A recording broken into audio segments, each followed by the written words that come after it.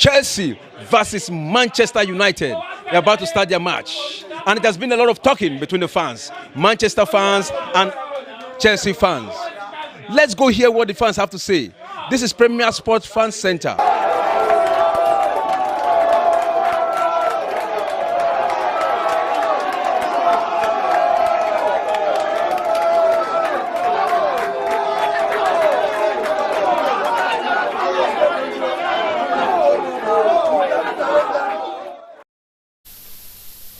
Good evening, sports fans. We are back today to talk about the game between Guinea-Bissau and Nigeria.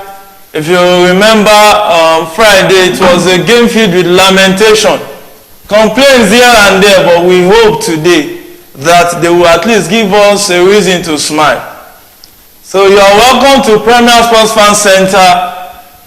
I have two wonderful guests in the studio to dissect this game, and it's going to be a wonderful show. I know you don't want to miss it. I still remain your host, Adeyemi for short, and we'll just go on a short breather and we'll come back and start giving you the gist as it is hot.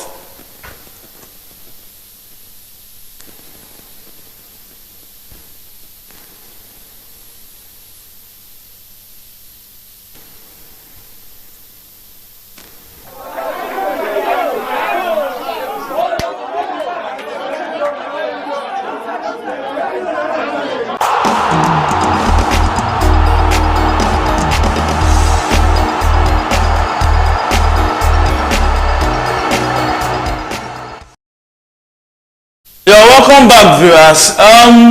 Here with me in the studio I have Mr. Jimmy.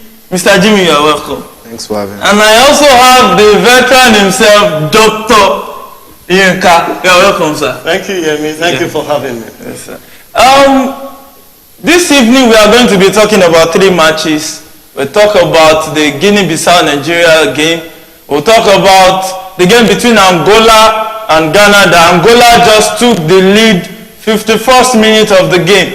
And we'll also talk about Niger and Algeria. So please don't go anywhere. It's going to be an amazing show. Let me start with Doctor. You know the scores of the first leg between Guinea-Bissau and Nigeria. Yes. What were your thoughts from the first leg of the game? Well, thank you once again for having me on the show. It's great to be back here. Now, from the first game, you will agree with me that Nigeria's performance was a lackluster one. It was pretty below par. With all the stars we parade and all the big names that Nigeria brought to play versus the no-names of the Guinea-Bissau, who is even not a recognized footballing nation in the ranks of Africa, Nigeria will suffer a defeat on home soil. It is a huge disappointment, and to be candid, the fans in Nigeria are totally unhappy about the result. Up till now, a few days ago, a few friends and I were chatting on the field of play, and we were looking at how to watch this match. And majority said they weren't interested in watching the second leg because Nigeria will likely fail again. The Eagles are no longer Super Eagles. They are now Super Chickens, as people call them. So that shows you the extent of dexterity and the amount of interest lost compared to what used to be. So if the Eagles are referred to as Super Chickens, then I don't know what to expect from the fan support.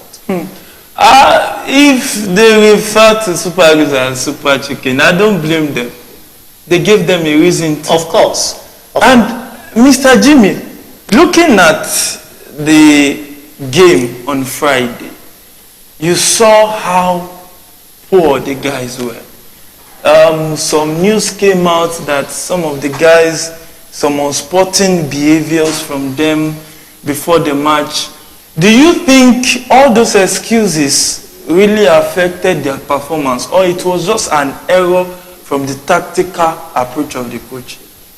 I think it was an error from the coach, because even if you look at the lineup, it was a very shocking lineup to me, because obviously we have good players, maybe top class players in the squad, but looking at, I don't think he particularly set them up well in a system that suits the players.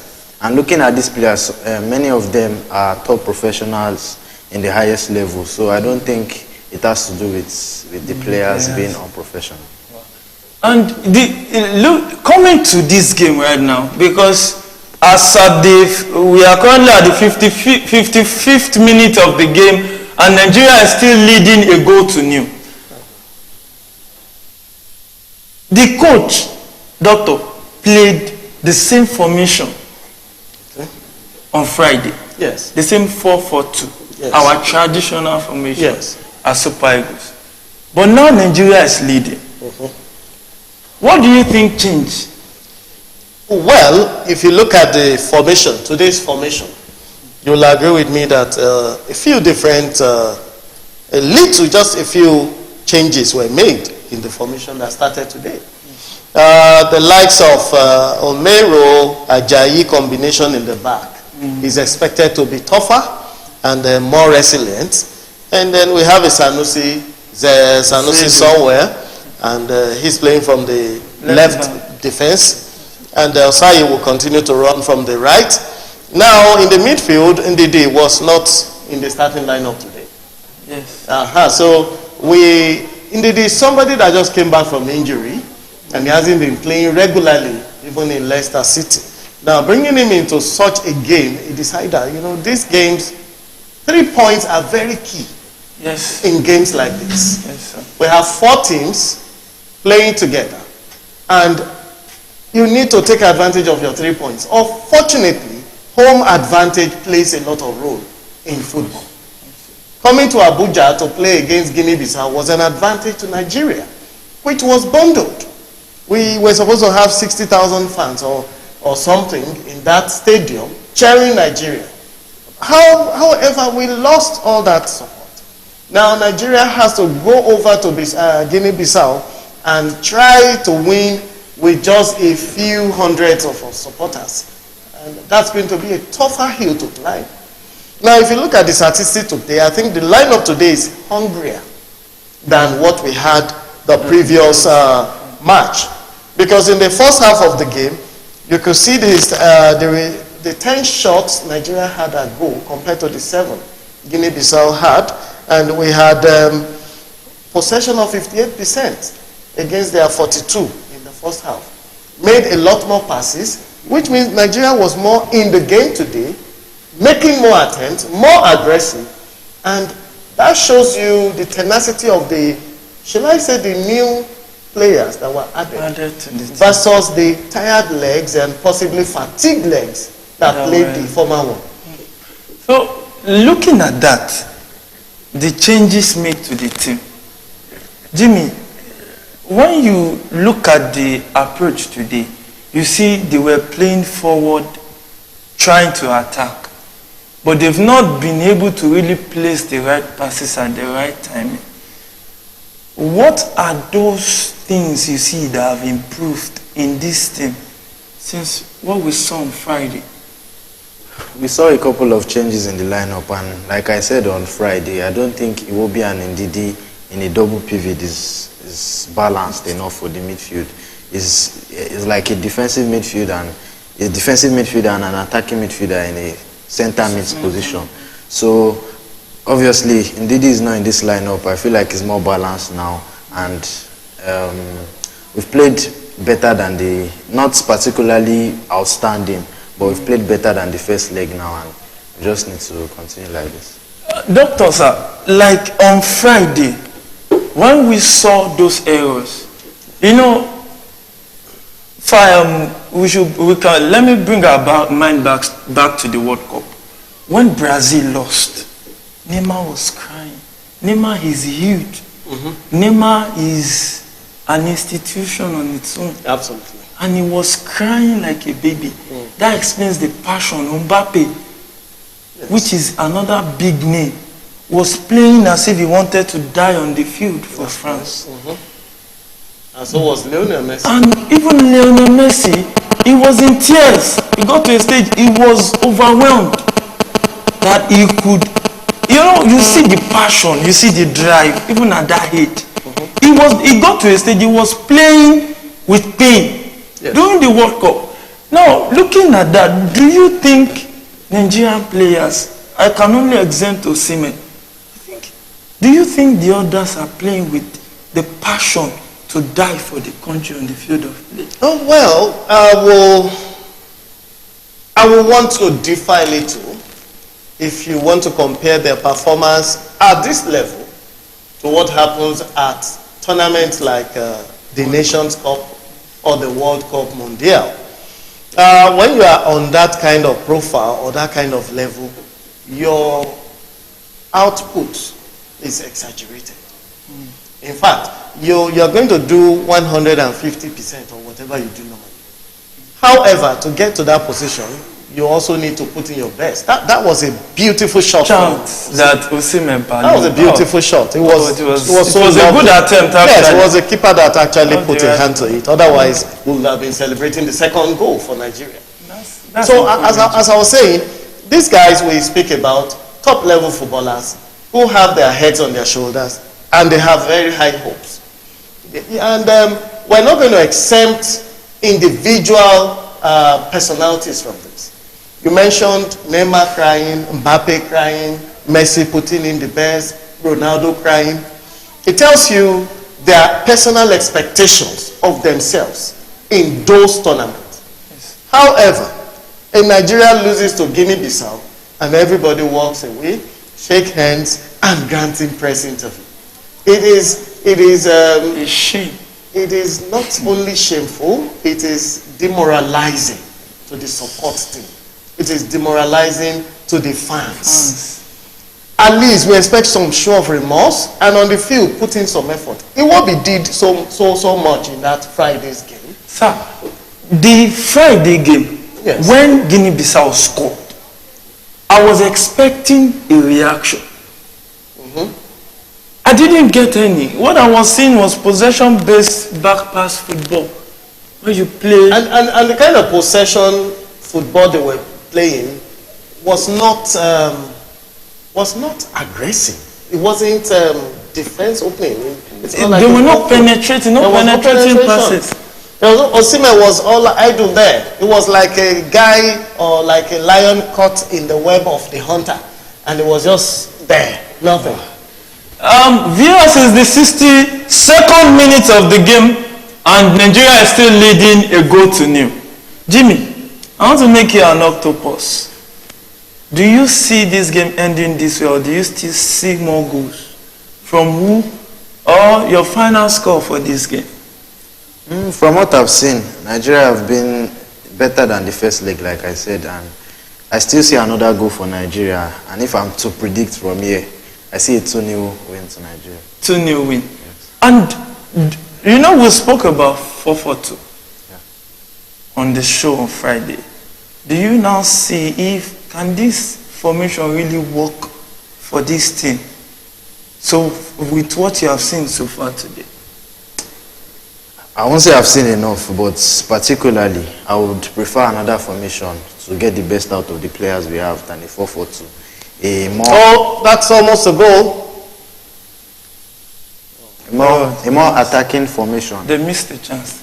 Yeah. A more attacking formation that suits some of the midfielders and the attackers. When you look at it, I feel like sometimes the manager is always trying to fit too many players that are doing well. You have to also make it balanced for it to gel and for it to be fluid. But it doesn't matter sometimes the formation you play in. You can play in a 4-4-2 and be solid. You can play in a back three and be solid. Any formation. It just depends on the manager's plan and how he wants his team to play. Sir, the doc, if you are to be the coach of this team, with the guys we are, like, let me read out the guys on bench. We've spoken about the ones that started, that you mentioned earlier. We still have Ndidi on bench. We have Aribo. We have Musa Yenacho, Lukman Onuachu, Onyemechi, and some other guys. If you are to fit in these guys with the ones that are on the field of play into a formation, yes, which formation would you prefer? I'm going to swing from 4-4-2 to 4-3-3. I'm going to swing to 4-3-3. Why? And because we need to get more pressure in the final third for the opponent. And because what we're doing now is loading the midfield. We have 4 defenders, 4 midfielders. And then we left 2 people in front to struggle for the ball. What it means is, okay, we want to absorb the pressure. We don't want them passing through. Yes. Now we want to go 4-3-3. Why do we want to do that? We want to create 2 holding midfielders. Make Ndidi a holding midfielder or bring in Aribo. And then take Lukman to the left, put Moses Simon on one part of it, or put Chukwueze on the other side, and let them give the final pass to Osimhen. You have to take out these 2 strikers, take out one of them, and then bring in people that will feed Osimhen. And Chukwueze can go in, he can actually cut through, he can go across, and he can give a final ball. He can even do a square play. And the Lukman from the right or from the left can also do the same thing. Yes, he can also deliver the final shot. Yes. So because we actually need to deliver quality final balls or shots at the keeper. Sir, so far, Jose Peseiro, the Portuguese coach, for me, I feel Nigeria's job is bigger than him. My personal opinion. I agree with you. But looking at the matches we've played, you know, in football there's pattern. You need to structure your football on pattern. We'll talk about Spain today. We remember tiki-taka. Yes. England, kick and follow. Yes. Samba boys, samba football. And like that, have you seen any pattern? Because I think we wasted 5 years with Guinea-Bissua that didn't give us any playing Any pattern. particular philosophy. Do you think we have learned from the mistake of Guinea-Bissua? If you really want to go into that, we have to take it back to when we had a good pattern in football. Yes. We have to go back to the 80s when Nigeria had good football teams. From 1978 to 80, when we were able to clinch the Nations Cup for the first time under coach, what's his name now? I can't remember his name, but Christian Chukwu was the captain then. And Shegun Dembami. And you know, you had the likes of Shegun, you had Owolabi, we had the big boys, Opala, Ogidimbe, all those guys were there. We had a team. And then, football was about 4-4-2. Play your back four, play your middle four, let the 2 in front produce the goals. Or, in some cases, 4-4-1-1. Okay, so we had a pattern which we ran until Vesterhoff took the game.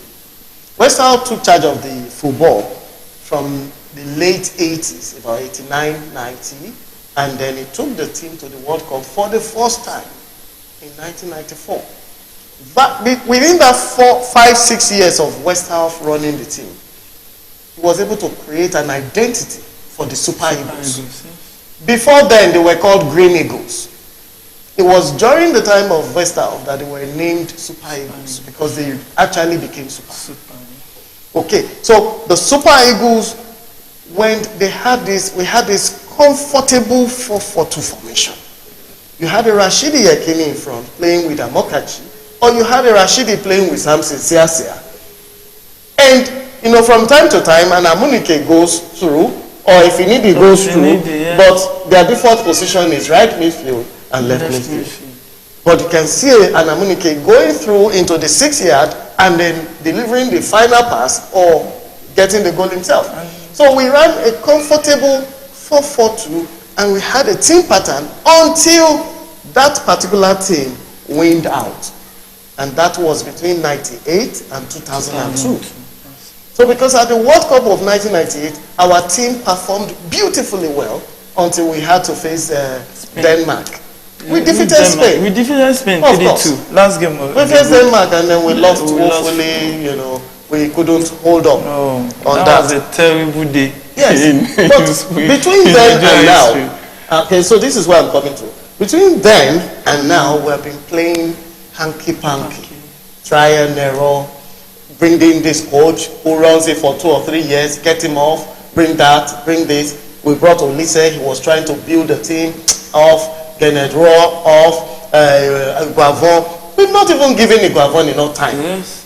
It was interim actually. It was because they knew that he might or might not. So they gave him interim. Whatever Iguavon was going to do could not have been worse than what Pesero is doing. Alberto. In fact, Iguavon has been better because we played.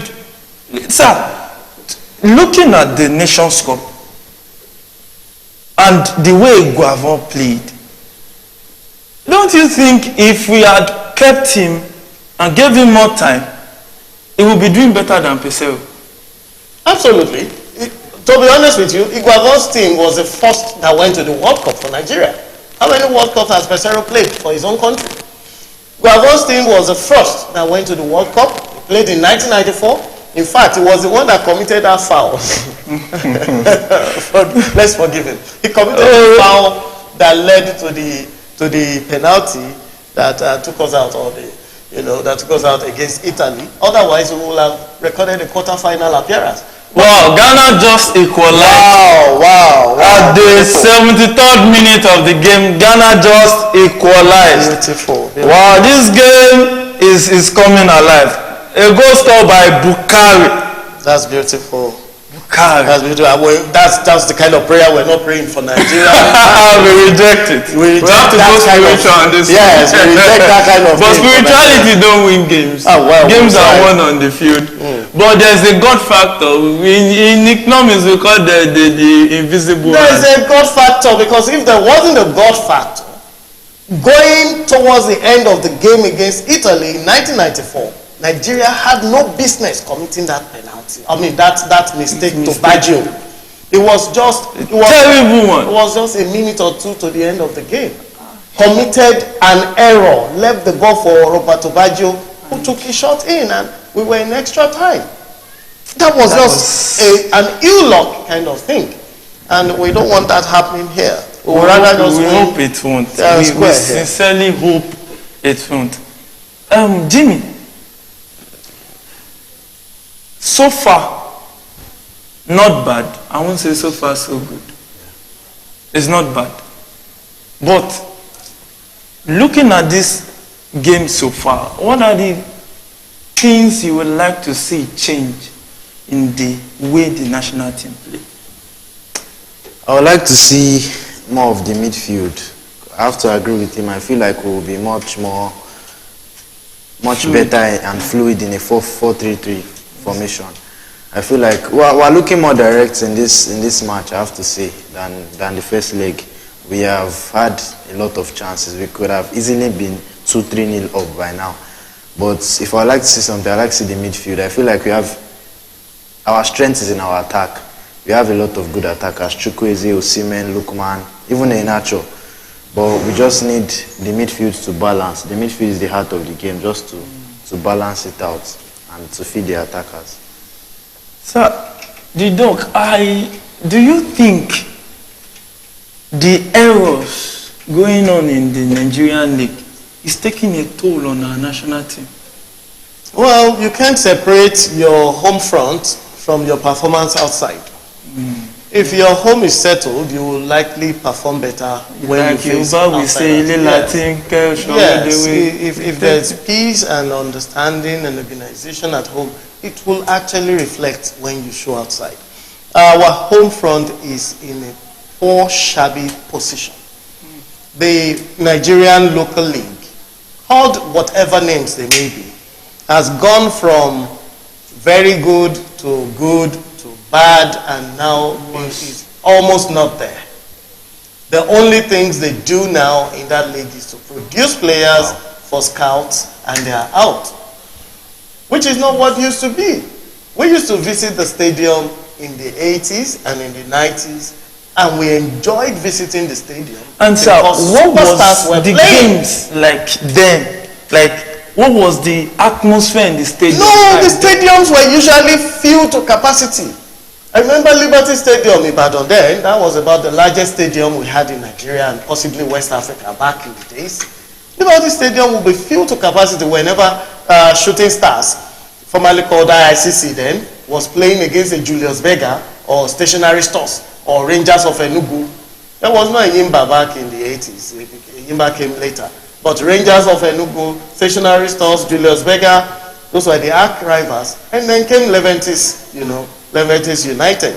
And then we had some also other clubs from the north who were also really dangerous. And I think Abiola Babes too was. Yes, Abiola Babes was also, later became Concord Babes. They were also very fighty.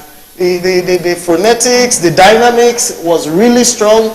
You want to be at the stadium to watch the match. And if you're not watching, you want to watch it live because the atmosphere was really charged.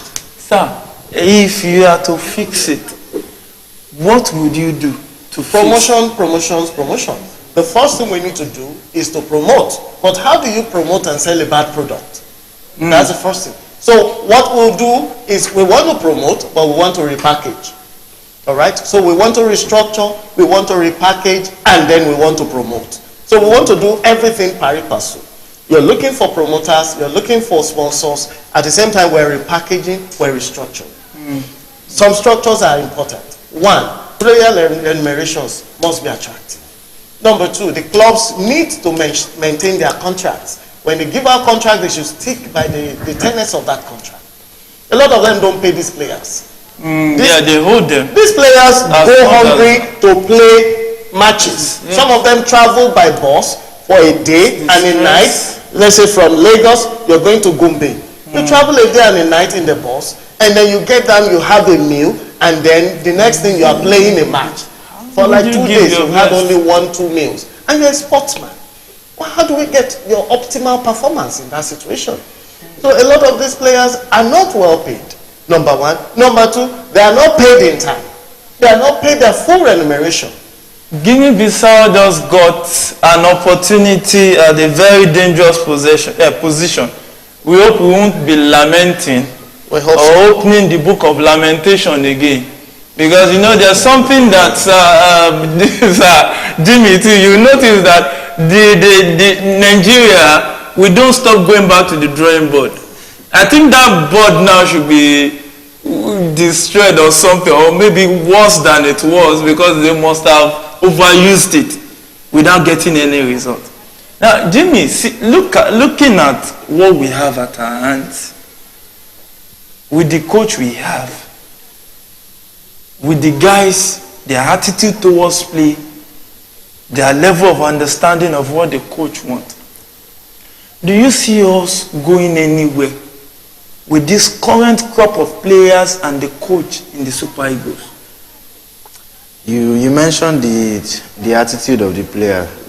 That's the responsibility of the coach. If the players cannot have a right attitude, then the coach... But in Nigeria, you can't really blame the coach, because many of those players were invited by the NFF members. Then the coach is a yes man. That's not the coach of that's not the job of the NFF. So they brought him because he was not qualified. When you are not really qualified for a job, you see it as a favor. Then he's not the right man. Now you see, that's part of the challenges we have. Okay, you are looking at the Federation Football Club, Football Federation, not living up to the status they should be. First of all, you need to choose the right people.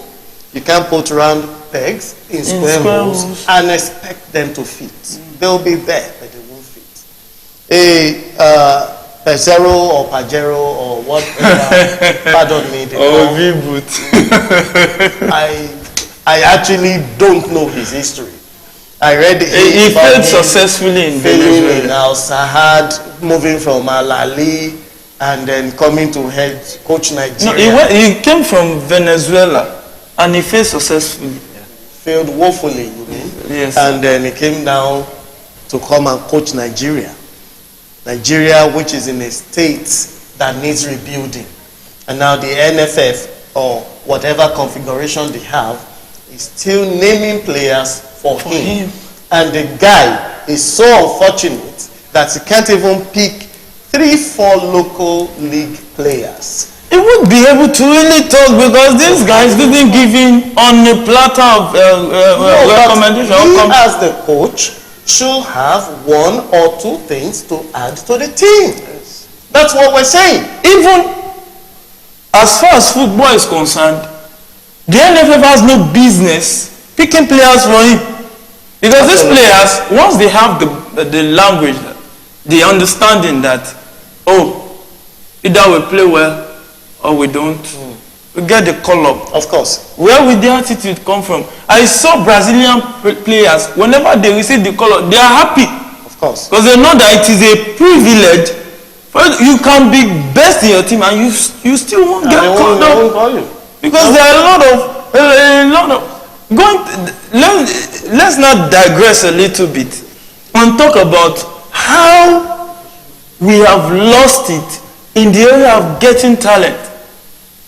I remember there was this guy in Unilag then years ago. They nicknamed him Pele. He went from the under 17. At the under 17, they were using him to even train guys. But because he had nobody, the nobody factor, nobody to give him a letter, nobody to recommend him, we let go of a great talent.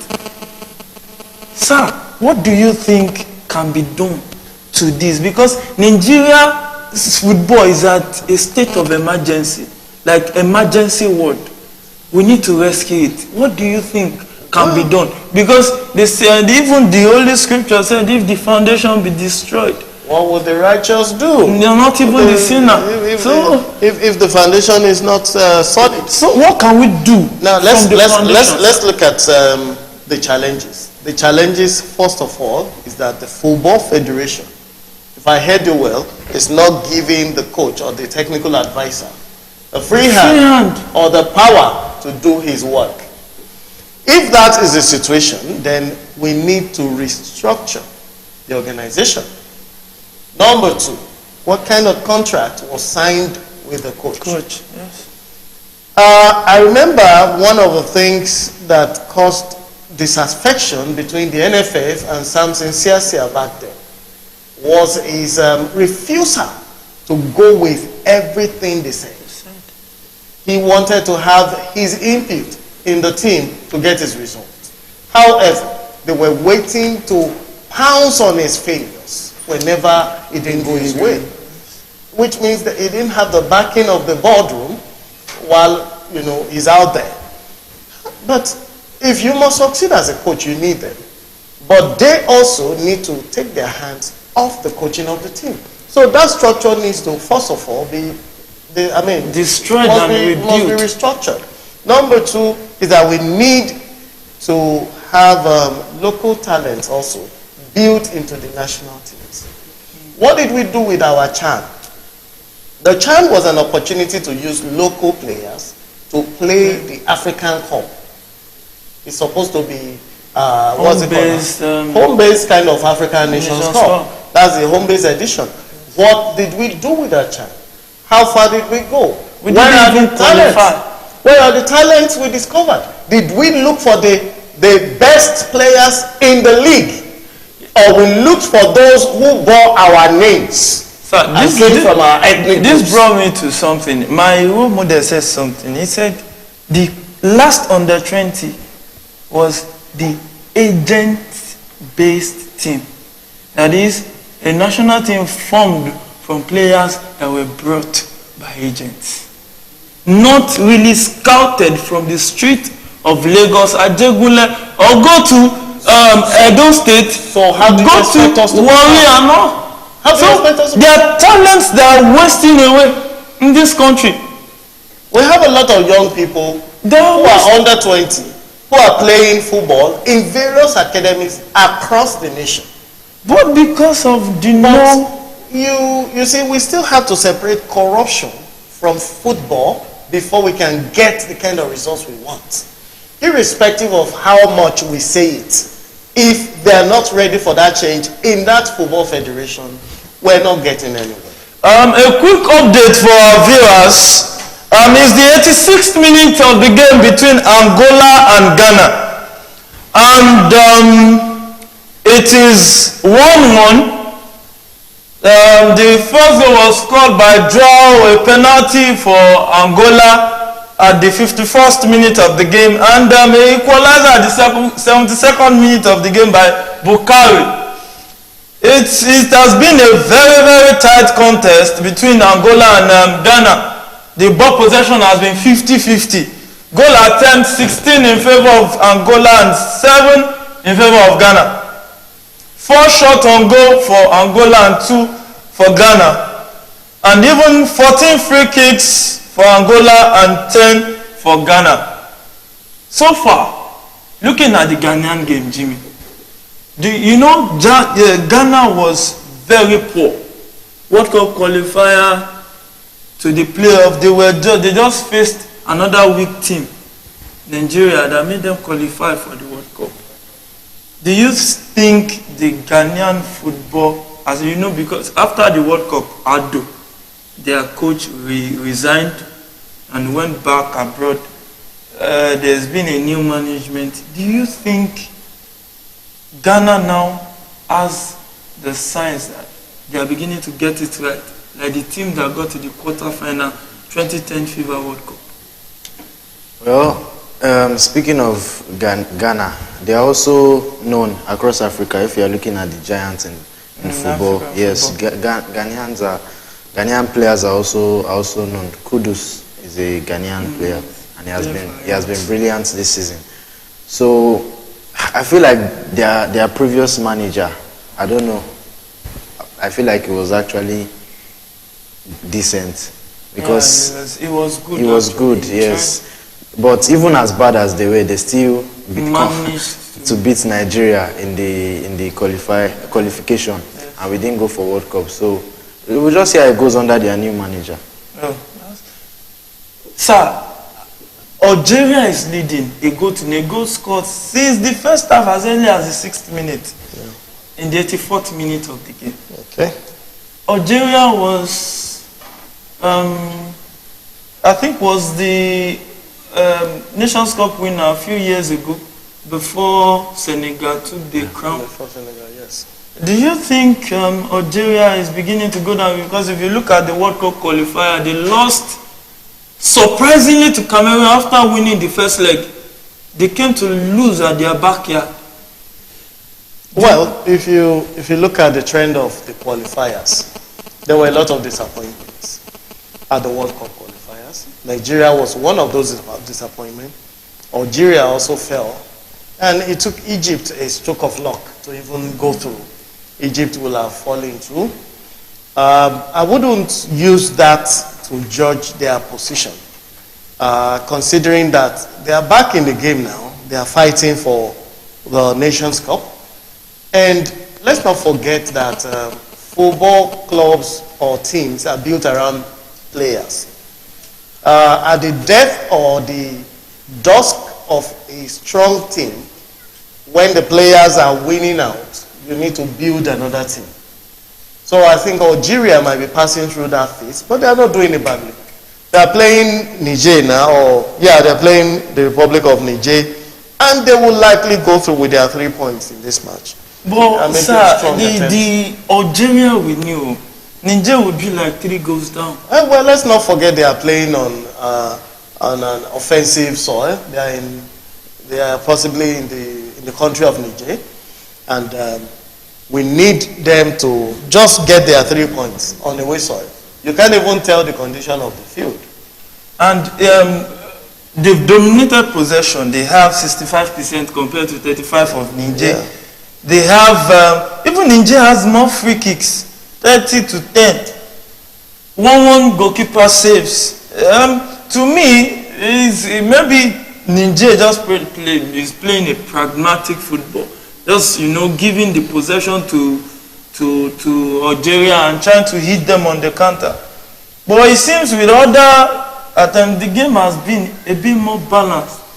Well, it will look a lot like what Nigeria faced with Guinea-Bissau, because you can compare the strength of Algeria to Nigeria versus Guinea-Bissau and then Niger.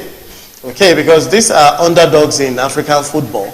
But, and you know the thing about playing underdogs, sometimes they don't come that easy. Yes. Especially when they are loading the balls and packing it on their goal post. Okay, so it's a frustrating kind of tactics in football, which is what I think Niger might be doing. That's what Guinea-Bissau came to do also in Abuja, Nigeria. So if that is the case, There might be frustrations, but getting the goal is what is most important. Getting the 3 points, and then they can take them from there, take them back to Algeria, and deal with them as they want to.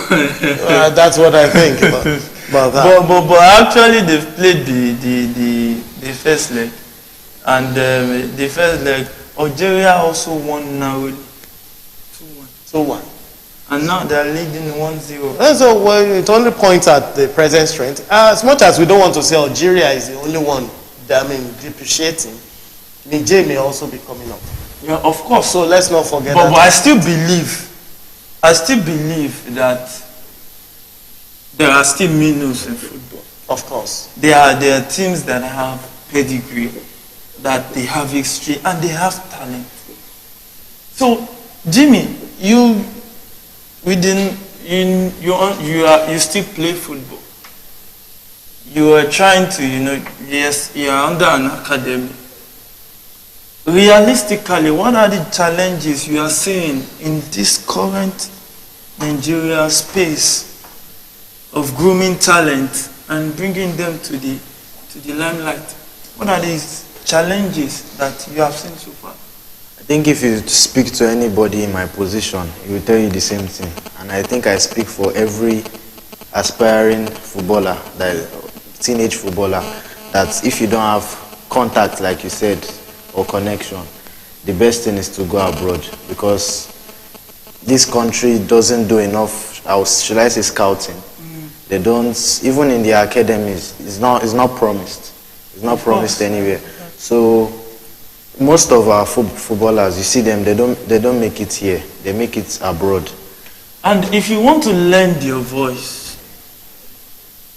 for this course, for young adults like you that might not have somebody that can stand in, what would you be telling the Nigerian government, the NFA or NFF, because constitutionally they are recognized as NFA. The NFF bill is still at the National Assembly. What would you say to them that can be done? Because you are in it, you understand it, you know the pain, you know where the shoe pinches. So what would you say to them? They should just do more. They should do more, and do more in what aspect? In their recruitment of players, in their searching for young talent. I feel like most of the times they go for players that are already established. The Nigerian team, they go for players that are established abroad. That's why some of our players don't even play for our country. They don't even play. The dogs are. If you look at the problem we are having, it looks more like, many of these guys were not born in Nigeria. For instance, Iwobi spent most of his years in UK. I think if England had invited him, he would have been playing for England ahead of the same Ademola Lookman, who wanted to play for England, rejected Nigeria, and later came back. Don't you think all this going to sort out talent from guys who doesn't even understand? You look at Osimhen, want to die on the field because he grew up in Nigeria. He understands playing for the under-17. He understands what it means to sweat, blood, water and blood on the field, growing in Nigeria. Do you think these are some of the factors that is not making this guy play passionately for Nigeria? I think I'm going to disagree a little on that, because from my position, for them to be called up in the first place is a gift. Okay? But do they see it as a gift? Oh, well, they will have to, because you have hundreds of Nigerian footballers playing abroad, especially in the big Europe. Some of them are playing in lesser Europe. However, they are playing in Europe, division, whatever, not important. They can be called up based on their performances in their playing teams. Now, the challenge here is that when you are called up, what do you do with your call-up? Number two, the people calling you up, do they actually give you such incentives to make you want to come back?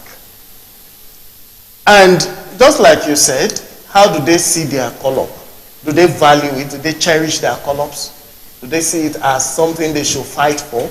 And Osimhen fighting for Nigeria is not even a good example, because Osimhen fights for everything. Even in Napoli. In Napoli, he fights. Anywhere he He's plays, a warrior. He's into any game 100%. So, and Osimhen might not be the best yardstick to use to measure performances of our players. The Nigerian kind of game is close to Samba. We used to play a rather slow, sluggish game. You know, we dance around and then we get on the loose. And a quick one, sir. We have an update. The game between Angola and Ghana just came to an end and ended 1 goal apiece. That's one goal apiece. And the standing of that group right now, we see that Ghana is on top of that group with 8 points. Central African Republic is second with 7 points. Angola third and Madagascar fourth. Sir, if you will pick the 2 teams that will go for the Nations Cup, yes, which will it be from the group of Ghana, Central African Republic, Angola, and Madagascar? I'm going to pick CAR. CAR has to be there, and Ghana has to be there. What about you, Jimmy? I have to agree. Ghana. CAR must be there, Ghana must be there. Well, CAR and Ghana. And we could remember vividly that 2006 World Cup, it was this same Angola that stopped Nigeria from qualifying. Well, because they stopped Nigeria at that level doesn't mean that they're a strong footballing nation. Just like I just told you, Guinea-Bissau defeated Nigeria in Nigeria. It doesn't still upgrade their prowess. So those upsets happen, and when our teams are not properly aligned, technically, you know, we've said that 1,000 times. Yes. We have a poor technical formation. We have a poor technical team that don't read the games. Instead of making changes that will affect games, just sit down there and bring in a tired player for another one. The game between Nigeria and Guinea-Bissau just came to an end. Nigeria won that game 1-0. Beautiful. That Beautiful. was, Congratulations to Nigeria. I still see it like, you know, we are not there yet. Oh, but I'm glad for the 3 points. Whoa, because I want to be at the World Nations Cup. Yes, I want to see my country play there. Of course. Yeah, you know, there's this general notion that Nigeria is a tournament team. Yes, when we get in there, we grow with the tournament. Because the last time we won, which was 2013, it was actually the same way. We struggled. We got to the Nations Cup, drew the first game, drew the second game, won the last game, and started from there. And started defeating teams like everybody. Ivory Coast. And we discovered the new talent, Sunday Mba.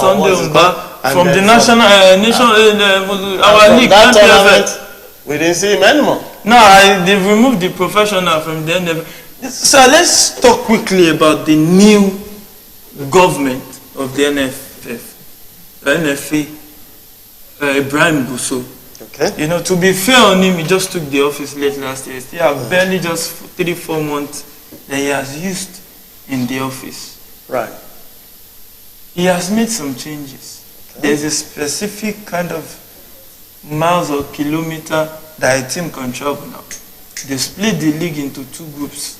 Okay. So there's more of like the northern part, halfway, because there's a calculated number of kilometers. Not that you travel from Lagos now to Maiduguri. No, to go and play in what's it called now? Bauchi. And just 2 days journey before you get there. So what he now did was to divide it into 2. So, you know, some people came up, oh, this league does that. He said, even if it will be 3 teams, let them play the league. Now, they start up. The little changes. What is said to the players, that if you know you are not fit or you are not happy with the color, tell us for us to change you, not to come here and disgrace the country. I'm just trying to paraphrase what they said. With that kind of body language coming from the NFF president, because a lot of error came through from Phoenix Eugene. Yes. Do you see light at the end of the tunnel? Now, to be candid, it's not about the starting, but what you do in the continuity. But Anybody sometimes can you start. You from the start. Yes, you can start, but you have to keep the momentum. Continuity. If the momentum is reduced or peradventure even stopped, there's something called initial gra here. You're just coming in and you want to just push your weight around and push everybody around, and then when you've done like a few, you're tired and you go back to status quo. That's not what we want. We need that initial gra, and you need to sustain the momentum. So if this guy is not pushing us to that level, 90 plus 8 minutes. Oh, Niger just lost a very good chance. oh, okay. They just lost a chance, and the game came to an end. At first, I thought Nigerian game was brought back. No. My heart was almost racing around. You know, it was a 10-minute opportunity for Algeria won. Oh, well. Congratulations to them. They have their 3 And points. looking at the standing, Nigeria now tops the group With 9 points. with 9 points. How did the Guinea-Bissau match between 7. Sierra Leone and... Sierra Leone won the match today. Okay, so they have 8 points. They have it. They have 5 points actually. Oh, The other one they lost. They won on the one they played last week. This group is beginning to take shape. Do you see Sierra Leone dethroning Guinea-Bissau? It's going to depend on the next match.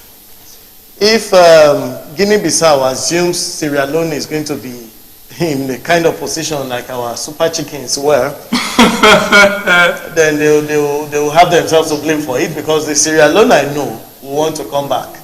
Yes. They've been an old power force in football. And I think we have our first qualifier for the Nations Cup, which will be Algeria. There's two games left.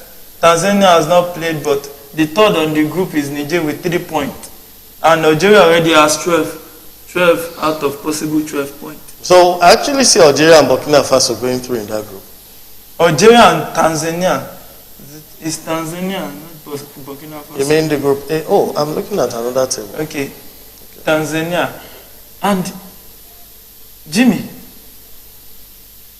for Algeria, they are in the Nations Cup already. How far do you think they can go? I think they can go all the way. I really think Algeria are one of the strongest. If you look at African football now, the powerhouse is Morocco. I think everybody can. With the performance, they are not yet the power. If They are not the powerhouse. is Senegal. No. From what I've seen from them, even after the World Cup, they are already, for me, the strongest side in Africa. Then followed by Senegal. Then I feel like Algeria comes third. Sir, if you look at the Nations Cup now, that is coming up next year, Yes. who do you think is the favorite? I'm going to stand behind Senegal. They still have the strongest team in Africa. If you are going to be real, they have the strongest team. Yes, And followed closely by Egypt. Egypt will push their weight. And Cote d'Ivoire is always there, somewhere in the mix. Morocco did well at the World Cup, but in African football, Morocco has not been performing. Yes. Especially when it comes to the history of the Nations Cup. They haven't been a Nations Cup performer. 1998, they hosted the Nations Cup, Maroc 88. Nigeria played as far as semi-finals. That's when the name Omotaro was developed. When Bright had to take one of them out with one kick. He gave the guy a kick and the guy left football finally. But Nigeria played as far, but I think it was Ghana that ended up picking that cup again in 1988. Senegal just won. They are the defending champions. Yes. Under 20, they won. The CHAN competition, they won. That shows you that we're not far from the truth. What do you think they are doing right? They've suffered for years. The Diouf, Cisse regime, they got close. This is their current manager, Cisse. They even lost to Nigeria back in 1994 when we won the second Nations Cup. They lost to Nigeria at the final. And they've been coming close. Now, even this last one was on penalties. It could have been anybody's game. Of course. What do you think they are doing right? No, but if you look at their performance at the last World Cup Mondial, You will agree that there was something good coming from the Senegalese They team. missed their main man. Even with Mane out of the team, they still performed to that second round position. They did so well against every team they played. Yes. Even when they were back, down, they didn't give up at all. They continued to push. Now, the Senegalese team, for me, the Senegalese nation, I think they are more inspired by what's going on in their senior team. And possibly the Football Federation or Football Association is getting the youth development correctly. Because if that is in place, the sky is not even the limit, it's the beginning. When we look at successful countries, football-wise, when you look at them, they have, number one, the way they play is determined not by the coach, by the federation. That's right. If you want to coach Brazil, you have to play the samba way, and you have to be successful. They won't even pick you if you can't coach the samba. You are not going to coach them. Because the interview. And if you have to coach the Italians, if you cannot play the Azuri way, you are not going to be their coach. And even the Spanish now. Of course. But I think Germany adjusted a little from this their traditional counter to a more fluid kind of football. But if you look at the German Bundesliga, both Bundesliga and the second Bundesliga, their pattern of play in Germany is more fluid now. Yes. They play long passes on the ground. Yes. Against what used to be long upper passes. Now they play the long balls on the floor.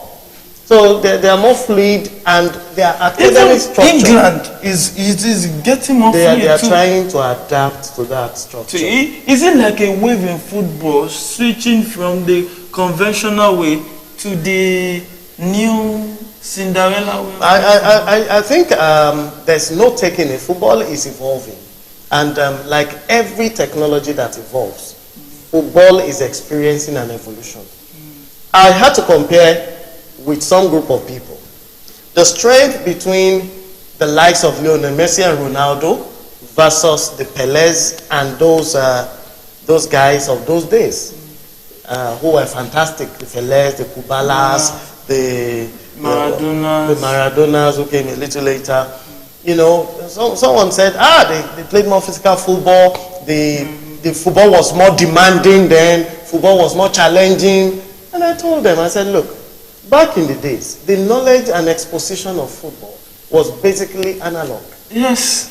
Just use your talent, dribble past the defender, use your speed, and get the goals. These days, you can't do that. You can't. They're going to measure you. They're going to watch you. They're going to cast you 3D. They're going to predict your movements. So for a Ronaldo, a Messi, this guy to be running for almost 20 years and still getting their results with evolving technologies and this kind of coaches that are evolving on a daily basis. And those guys must be fantastic. So football is evolving in general. The nations too had to learn that by force. Because while they had to shift away from this is our traditional way of playing, so many European nations are playing fleet football now. Passing football. And then they're not interested in taking 100 shots at goal anymore. They want to get the right final pass. And score the right. 3 shots at goal, get 2 goals. That's what they're targeting. Looking at it, Jimmy, the gap between the Europeans and the African teams, there's a huge gap, huge void. In fact, since the inception of the World Cup, it was this 2022 World Cup, we got a team that got to the semi-final. Yeah. What do you think can be done to at least close this gap? Like you said on Friday in the first leg between Nigeria and Guinea-Bissau, the coach doesn't want to evolve from the traditional 4-4-2 we play. If you look at other European countries, like you said, they've changed their way of playing. The game has evolved. They found new ways of how the game is played now. But I feel like African countries, not all African countries though, but I feel like countries like Nigeria, for example, they still play in their 4-4-2 formation. They're still trying to pack the midfield, and I feel like that's a reason why the Europeans are so far from us. Doctor, sir, if you look at it, like, you see that many African teams play power football. they, especially when they want to play the Europeans and South Americans, they want to use more of strength. And even the OCO says not by power. Now, we need to realize that what used to be African strength in football was our physicality back in the days. If you looked at the kind of teams we set up in the 80s, 70s, even 90s, you're going to see like David and Goliath kind of formation. While the Spanish are going to bring the likes of Xavi, Iniesta, diminutive players in the midfield, Nigeria is going to put in players like Okechukwu, Stephen Keshi, we're going to put Olise, we're going to put 6-footers who have the shoulders, who have the height. If you don't have that kind of build, you are not even qualified, except you have exceptional talents like JJ. You know, you need to have that, otherwise you're not going to be there. You know, but that was our strength, physicality. If you play the Cameroonian team, back then, 80s and 90s, it was all about physicality. Ghana was all about physicality. So even while Nigeria changed early, we started using talents and skills. Those guys remained on their physicalities until recently, 2010, Ghana reduced that a bit, brought in the likes of the Asamoah, quite built. Their youths are not so tall, but you know, they are pretty fleet. They have those kind of players who could move the ball more, and they moved on. But where football is going now, it's not going to be about physicality. You only need tall defenders.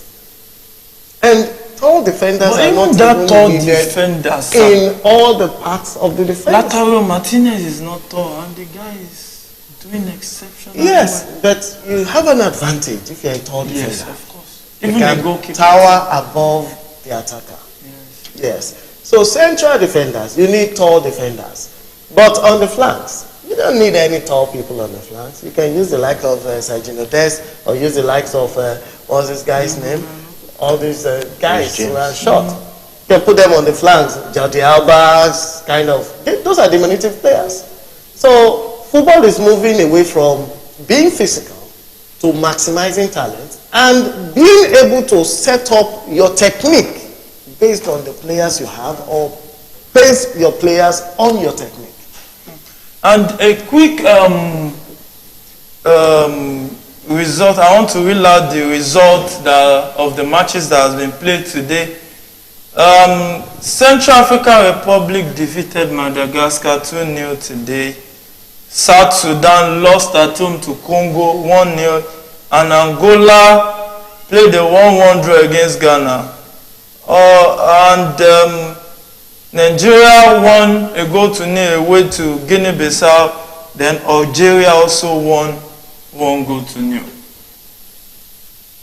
If we look at the matches of today, we are not really seeing upset like what we witnessed last week. Last week, yes, because a lot of the teams just discovered that they will lose again if they don't brace up. So there's no super respect in football. They just found out that that respect is not there. So they had to get up to it and meet up. Otherwise, they will lose again and lose their 3 points. Jimmy, if you now look at the guys that won today, who are the big winners and the biggest losers? I feel like the expected winners did well than the previous match day, which was on Friday. Nigeria, and the table is already getting a shape that we expected. Nigeria on top, obviously. We don't really. You know, sometimes expectation can be dashed. But I think everybody expected Nigeria to top the group, based on how strong we are, the history we have, and all. So putting it to you now, can you give me like just 5 teams that you know that is almost certain they will be in the Nations Cup? Is Nigeria one of them? Yeah, of course. If you are that as a Nigerian of no, it's not from my green tinted glasses. Just as a neutral. I think Nigeria, even though maybe we might not and be four top. other teams? Okay. I would say Ivory Coast, Cote d'Ivoire. I would say Algeria. Ghana, I would have backed Ghana at the beginning, but I don't know about now, yes. but Ghana and probably Morocco. Sir, if you like 5 teams that it looks certain to you that are going to the Nations Cup, who would you? I'm going to go for Nigeria. I'm going to go for Ghana.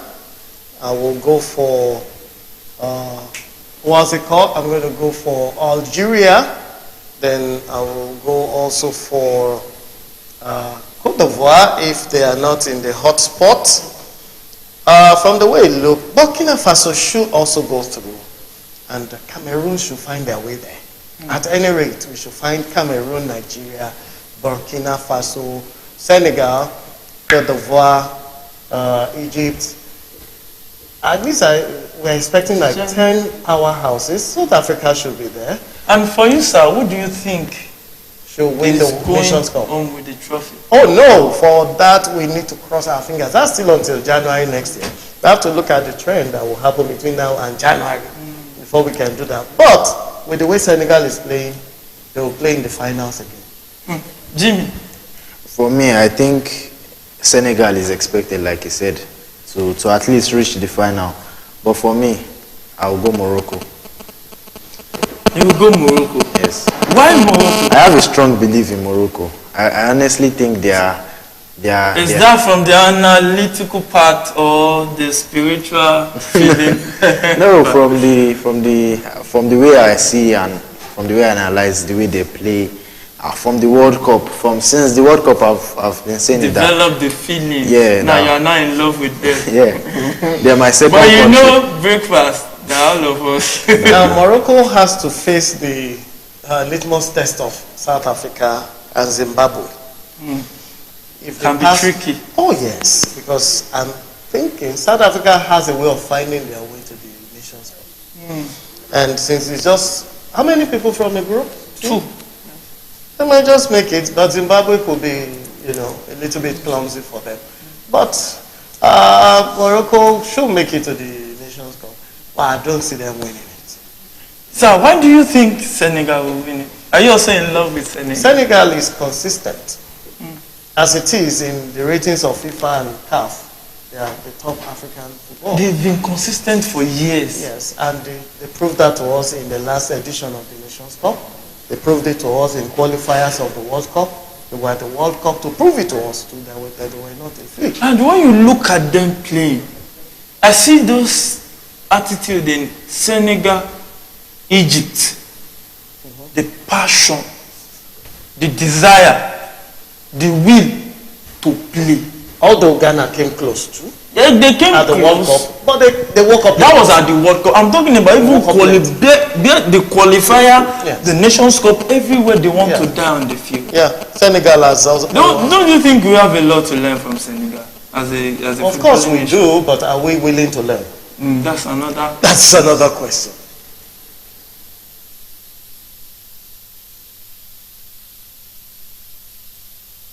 So it has been a wonderful discussion so far. And if we continue, that's one of the things we talk about Premier Sports Fan Center, that the conversation is not limited. When the listener listen to us, they get entertained, educated, and we stick around with them. We make the football game, we break it down to pieces, and we make them understand even some of the things they don't, because we know some of our viewers, they were not alive in the 80s, like we were breaking it down for them, and it will be as if they were watching it live, because it was detailed. So I want to really appreciate the dog for coming to the program. Thank you once again for having me. God bless you. We are looking forward to more. We know we have a lot to learn from you, sir. So thank you very much, sir. And Jimmy, the future professional footballer in the making, thank you very much for coming today. You really addressed the issue on point. And to our viewers, tomorrow is another beautiful day. A day the Lord will make, and we will rejoice and enjoy the beautiful game in it. And we have a very, very, very interesting game tomorrow. A game that, you don't want to miss it. It will be a game that, you just want to sit with us. You don't want to go anywhere because it's going to be the king of African football themselves, Senegal, that will take to the field. You don't want to miss it. You just want to join us as we dissect it together. You can be in the bus, maybe at the office, or maybe you can be at home, or even in front of your screen, or maybe at your chill spot, trying to take one or two to go along with the football. But you can always tune in, because when you tune in to Premier Sports Fan Center, we give you the lowdown of the game, the critical moments, the history behind some of those things. We talk about the issues in play that we need to address. There's a whole lot more to it than just watching the football. And here at Premier Sports Fan Center, we open your horizon, we open your minds to it, and we'll help you make sense of the game that we all love. We love the beautiful game. Till tomorrow, till we'll come your way again. I still remember your host Adeyemi, and I'm wishing you a good night and a very, very sound sleep. Don't forget, by 5 minutes to 5 tomorrow, we'll be there with you. We hope you'll be here with us too. So good night and God bless you.